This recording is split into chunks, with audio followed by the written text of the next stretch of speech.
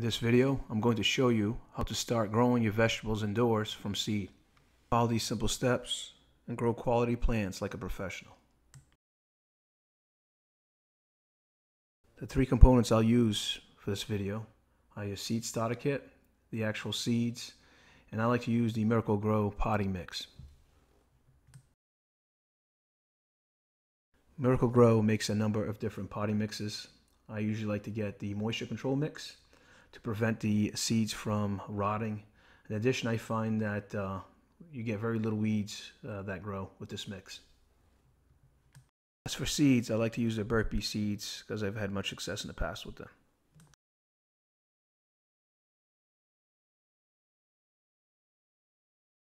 The seed starter kit that I like to use is a window greenhouse, which you can get at any home improvement center. This one has three parts. You have your tray to collect the water, your multi-part insert, and your dome.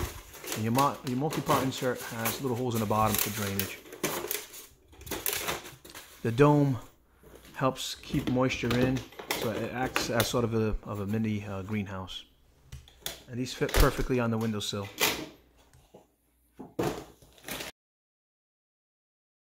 The first step is to fill the pot trays with your potting mix. You want to make sure that you break the potting mix down. Any chunks that come out of the bag get broken down. You also want to remove any sticks or any large objects that may be in there. The process does get messy and you'll have dirt everywhere, so you may want to put a towel, a trash bag, or do this outside if you can. The key to start growing your vegetables indoors from seed successfully is making sure that you have a good potting mix, make sure that the seeds get plenty of sun, and finally, don't forget to water your plants as needed. Now, depending on the vegetable crop you're trying to grow, it may take 6 to 8 weeks before you can move that plant outdoors. In order to successfully transplant the vegetable, you have to make sure that you follow the USDA plant hardness zone map. Your zone is based on the area you live, and this will determine when to start planting the plants outdoors. Some of the best crops of vegetables to start indoors are tomatoes, peppers, broccoli, cabbage, eggplant, and so on.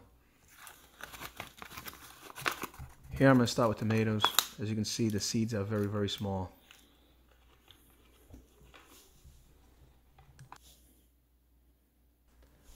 Now, anytime you plant anything from seed, one of the things that you're going to want to do is plant multiple seeds in a pot. And the reason being is that there's no guarantee that any of these seeds will germinate, and so the more seeds you put in a pot, the more chances of something germinating. And if multiple seeds do germinate, what you can do is you can do what's called thinning. And thinning is basically just physically removing the weaker of the plants.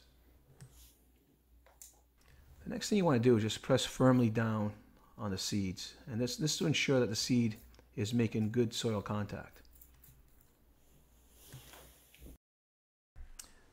Not only is good soil contact the key in growing successfully, but also placing this tray in a warm area where the soil temperature will reach warmer temperatures. The warmer the temperature, the faster the seed sprouts.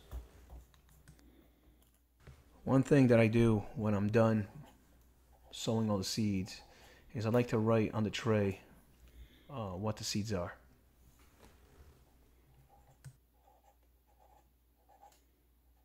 This will make it easier to identify the crop or vegetable when you transplant later on.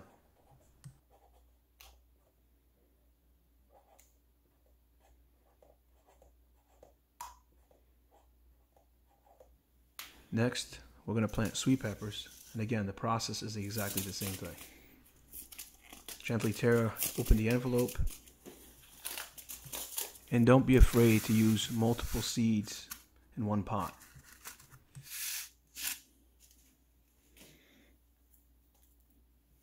Again, you're doing the same process, multiple seeds per pot.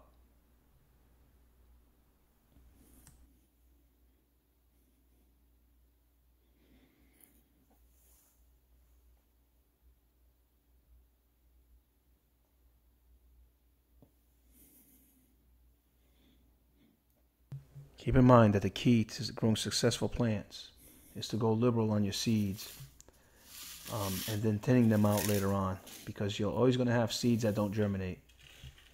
And what thinning does, again, is allows you to select the stronger plants to transplant later on, trashing or discarding the weaker ones. Once you've lined all your pots with seeds, you want to make sure you press down on the seeds so that they make good contact with the soil.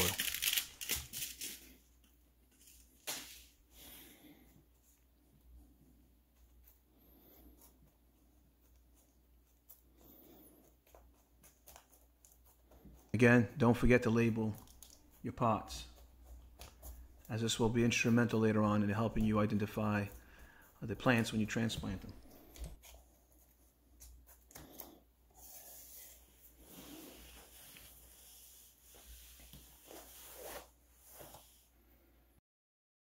The final vegetable I'm going to plant is kale. The kale seeds are very, very small. Don't worry about dropping a few extra into the pots.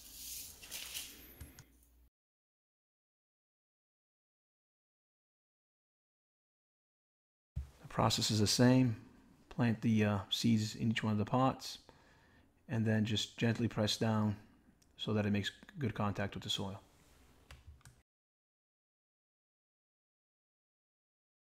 The final step is to cover all your seeds with the plant potting mix or soil.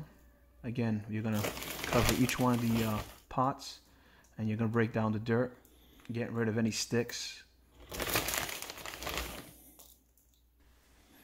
And don't be afraid to get dirty. If you want to get your green thumb, you're going to have to get dirty.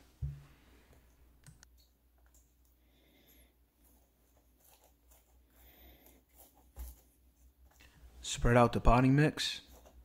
Press on it gently so that the seed and soil make contact.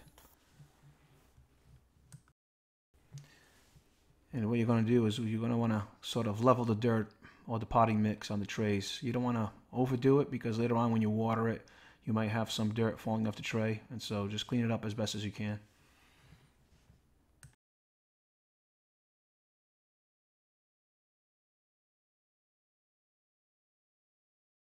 Finally, you can add your cover to the tray or the dome. And then what you want to do is locate this in an area where it'll be warm, because the warmer the temperature or the soil temperature, the faster the seed will sprout. Personally, I like to move the tray right to a window. However, some suggest not doing so until the seeds sprout. This is the window that I'm using, as it gets sunlight all day. As you can see, I have other plants on the same window. I use a 2x4 underneath to provide a little bit more elevation so it gets a little bit more sunlight. Before transplanting outdoors, you want to harden off the seeds by gradually increasing the exposure to the daily outdoor temperature. Thank you for watching, and please subscribe.